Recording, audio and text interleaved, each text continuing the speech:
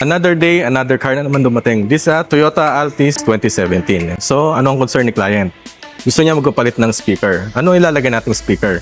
Meron tayong focal Slatefiber. So, ito. Yan. Meron siyang 160 watts power. Concern niya kasi yung kanyang old speaker medyo magaralgal na. So, ngayon, kakapitan natin. Then, hope you guys are excited. Wait till you see. Let's go!